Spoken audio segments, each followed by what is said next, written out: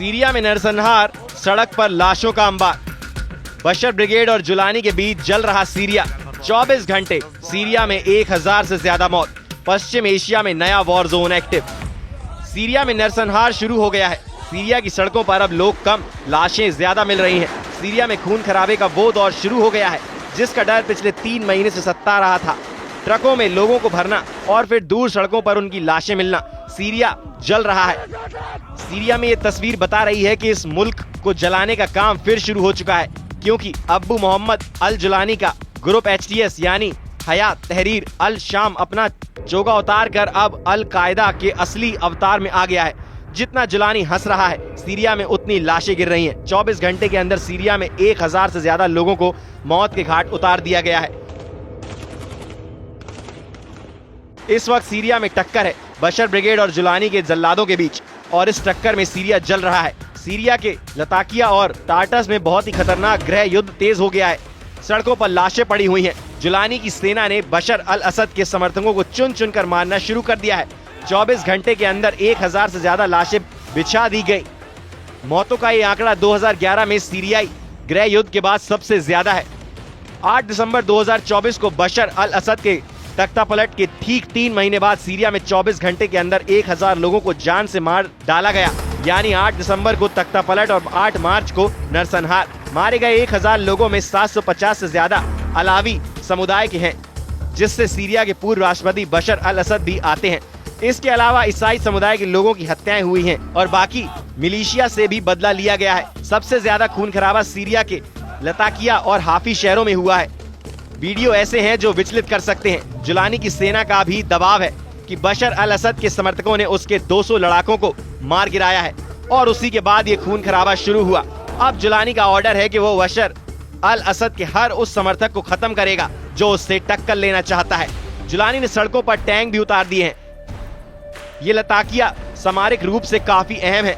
भूमध्य सागर के किनारे ये शहर में बशर अल असद का सबसे मजबूत गढ़ माना गया है, लेकिन अब यहाँ जुलानी की हुकूमत है और उसे ही टक्कर देने की कोशिश की गई है। सीरिया में पिछले 24 घंटे में क्या हुआ और अगले 24 घंटे में क्या होने जा रहा है, डर और आशंका के बीच पूरा अरब वर्ल्ड दहला हुआ है। जो बगावत जुलानी ने की, अब वैसी ही बगावत के खतरे को देखकर जुलानी का खौफ बुलंदी पर पहुंच गया है। जुलानी को डर है कि सीरिया पर उसके कब्जे को चुनौती देने वालों को अभी नहीं निपटाया गया तो नरसंहार की बुनियाद पर खड़ी की गई उसकी सत्ता डोलने लगेगी। सवाल है कि क्या बशर ब्रिगेड और जुलानी के जल्लादों के बीच जो लड़ाई शुरू हुई है उसका कंट्रोल रूस में है, क्या उसका कंट्रोल ईरान में है, तुर्की में है, या इजराइल के साथ अमेरिका अब सीरिया को कंट्रोल कर रहा है। पश्चिमी सीरिया में समुद्र से लगे इलाकों और शहरों में अलावी मुस्लिमों की आबादी ज्यादा है। यही बशर अल असद का सबसे मजबूत गढ़ भी माना जाता है। यहीं से जुलानी को सबसे बड़ी बगावत का खतरा भी था और उसका डर सही साबित हुआ है। सीरिया में इस वक्त जुलानी का कंट्रोल है और वो बड़ा बदला लेना चाहता है। 24 घंटे में 1000 लोगों को मौत के घाट उतार दिया गया है, जिसे 2025 का सबसे बड़ा नरसंहार कहा जा रहा है।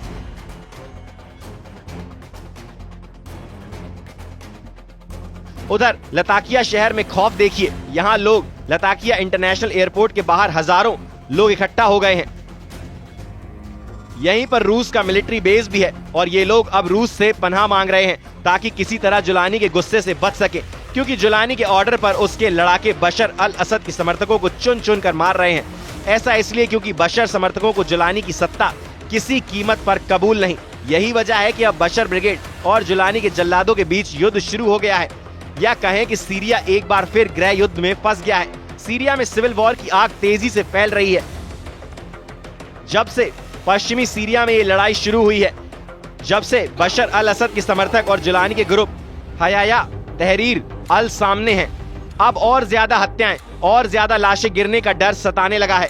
जुलानी ने उत्तरी सीरिया से लड़ाकों को दक्षिण की तरफ कूच करने का ऑर्डर दिया है। जिस देश पर जुलानी ने इस लड़ाका ब्रिगेड की मदद से कब्जा किया, अब वो इन्हीं के जरिए अपना कब्जा बनाए रखने की लड़ाई तेज कर रहा है।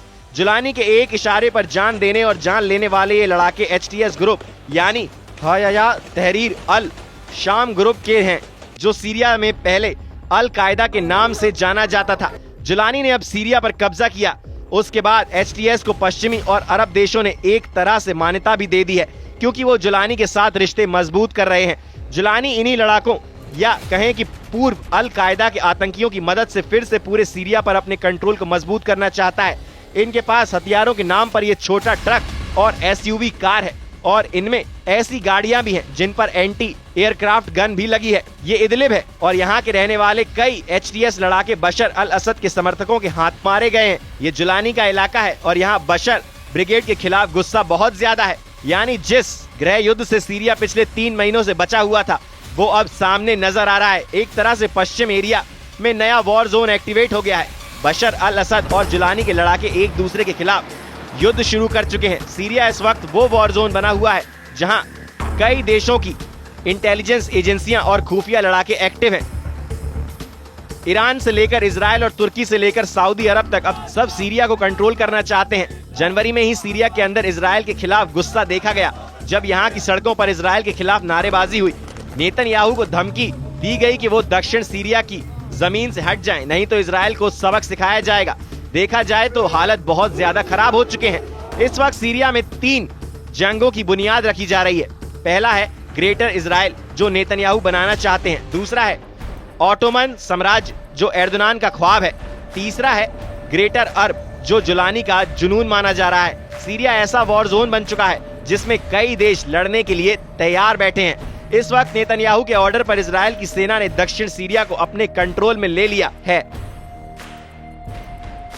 सीरिया में ऐसे युद्ध की नींव रख दी गई है जिसमें 2-3 देश नहीं, बल्कि तुर्की से तेल अवीव और तेहरान से रियाद यानी सऊदी अरब और पूरा अरब वर्ल्ड या तो जलेगा या तो जला देगा। तुर्की के विदेश मंत्री हकान फिदान ने कहा है कि नेतन्याहू सरकार को ये आत्मघाती नीतियां छोड़ देनी चाहिए। अंतर्राष्ट्रीय समुदाय को फौरन दबाव डालना चाहिए। आपको लगेगा कि सब कुछ नियंत्रण में है, लेकिन एक वक्त अराजकता सामने आएगी। सीरिया में जुलानी की एंट्री के बाद से नेतन्याहू बहुत ज्यादा जोश में है। चाहे गोलान के पहाड़ हो या फिर शेख का पहाड़, इन दोनों जगहों पर इजराइल का पहुंचना और फिर पूरे दक्षिण सीरिया तक अपने मरकावा टैंक दौड़ाने वाला इरादा नेतन्याहू का बड़ा प्लान बताया जा रहा है। ये ऐसा प्लान है जिसे लेकर तुर्की में खतरे की घंटी बज रही है। ऐसे में सवाल उठता है कि क्या ये ग्रेटर इजराइल बनाम ऑटोमन साम्राज्य की टक्कर है? क्या इजराइल और तुर्की अब एक दूसरे से सीरिया को लेकर बहुत बड़ा युद्ध करने की तैयारी करने लगे हैं, जिसमें एक तरफ ग्रेटर इजराइल और दूसरी तरफ ऑटोमन वाला सपना है? सीरिया कैसे ग्रेटर इजराइल वाले प्लान का हिस्सा बन सकता है? इसका खतरा तब जताया गया जब दिसंबर के महीने में नेतन्याहू का एक वीडियो आया।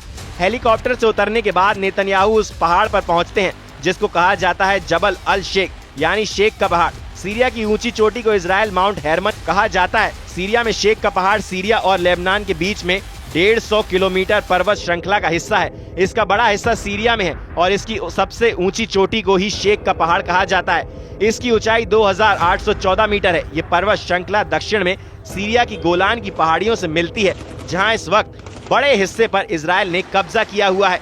नेतन्याहू की इन तस्वीरों को देखकर सबसे पहले ईरान का गुस्सा भड़का था और अब तुर्की के साथ साथ जुलानी का सिस्टम भी बेचैन हो गया है।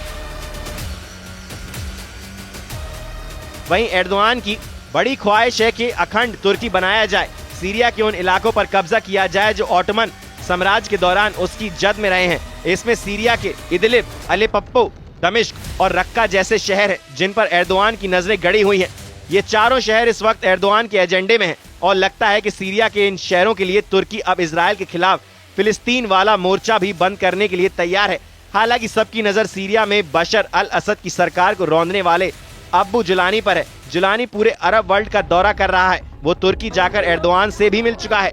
उधर सीरिया अंतरिम राष्ट्रीय अल जुलानी ने कहा है कि वो क्षेत्रीय सुरक्षा के लिए तुर्की के साथ मिलकर काम कर रहे हैं। उन्होंने पूर्वोत्तर सीरिया में खतरे पर बात की है। वो चाहते हैं कि दक्षिण सीरिया से इजराइल हटे, इसके लिए अंतर्राष्ट्रीय दबाव हो और 1974 का समझौता लागू हो। बता दें कि 15 साल पहले 2011 में सीरिया में गृह युद्ध शुरू हुआ था। तभी बगदादी का आतंक संगठन ISIS ने भी सीरिया पर कब्जा करना शुरू किया। बगदादी के साथ जुलानी भी उसका कमांडर बना और फिर वो अल कायदा में शामिल हो गया। 2016 में जब सीरिया का गृह युद्ध थमा, तब से जुलानी अपने संगठन HTS को मजबूत करने में लग गया। उसने अपने संगठन में अरब देशों से ही नहीं बल्कि तुर्की, चीन और मध्य एशिया से भी आतंकियों को शामिल किया। 2024 के अंत में उसके तुर्की, इजराइल और अमेरिका से मदद मिलने लगी और फिर उसने 8 दिसंबर को बशर अल असद का तख्ता पलट कर दिया। नेतन्याहू भी कह चुके हैं कि सीरिया में असद सरकार को हटाना इजराइल का मास्टर स्ट्रोक है।